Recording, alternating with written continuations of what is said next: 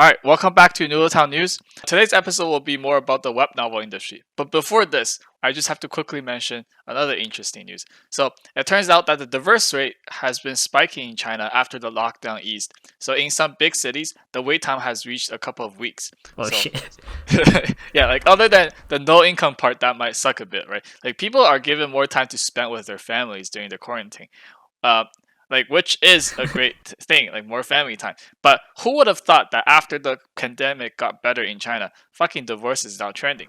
So, Well, for instance, in the big tech city Shenzhen, which is like the China's California, well, normally the number of divorce will not be more than 1/3 of the number of marriages well. registered during the same period recorded. Wait, But it's already 1/3.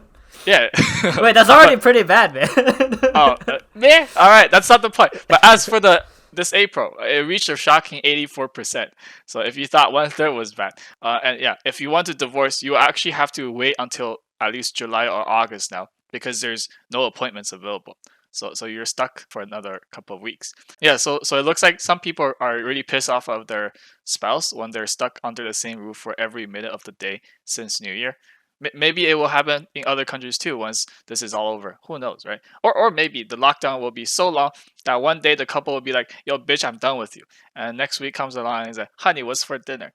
But it's also going to be more romantic though. Like I thought, like being able to stay with a lover that had been through the corona together with you.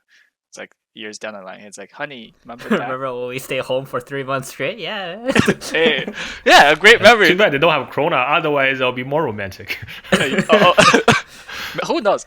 Anyways, moving on. So like as many of our old fans know already, Webnovel.com is this international branch of China literature, which is also the online literature arm of the tech giant Tencent. So in early 2020, Tencent decided to assert more dominance in China literature and basically sent in like a team of execs to replace the old ones.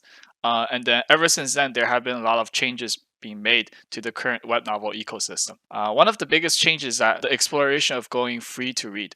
Like before now, China literature always had this pay to read system, right? Where the first couple of chapters are free, and then you have to basically pay a few cents per chapter going onward.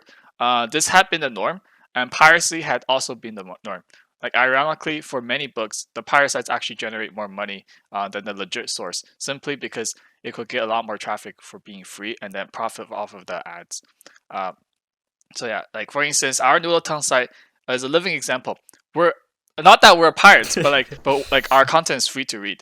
Uh, so we're actually a pretty small platform in comparison to the giants like Gravity Tail, Wuxia World, and like obviously not to mention like webnovel.com, right? So not only do we have less traffic, like our ad revenue per 1,000 impressions are also going to be less than them because advertisers are more likely to bid higher prices on sites with more influence than like on little sites like us. Our shitty tiny site, man. Yeah, but even then though, like our translator Udon was making more money on Hell the King on a chapter basis than most projects that we have on Web Novel. Like we won't leak the numbers, but the point is advertising money can go a long way. And also going through like China Literature's annual report, it seems that the monthly average number of paying readers that use points to unlock chapters have decreased from 10.8 million readers in 2018 to 2.8 million readers in 2019, and it had been the third year of consecutive decline, which is a bit worrying.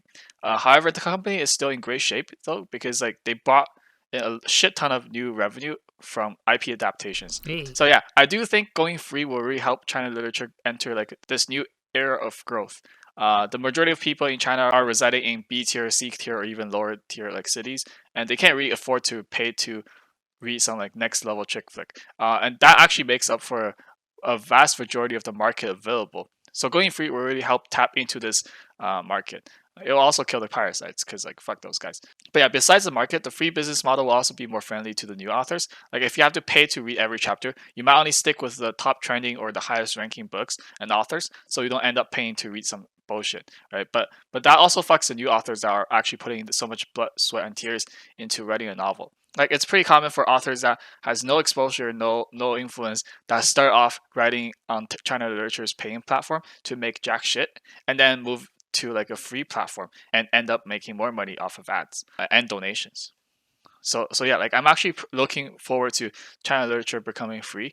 And then if it works out, then maybe we can have a web novel become free too. But there's also a lot more controversies surrounding it right Wait, now. but who's against it? Why is it controversial? Well, there are several points. First of all, there's a money distribution.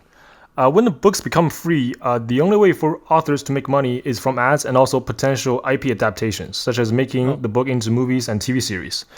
In that sense, the platform would have way more control over the money, right? And the author potentially could get screwed. For example, QI sold the copyright of the one book named Brand Moon of Grade 10 for 13 million yuan, the Chinese currency.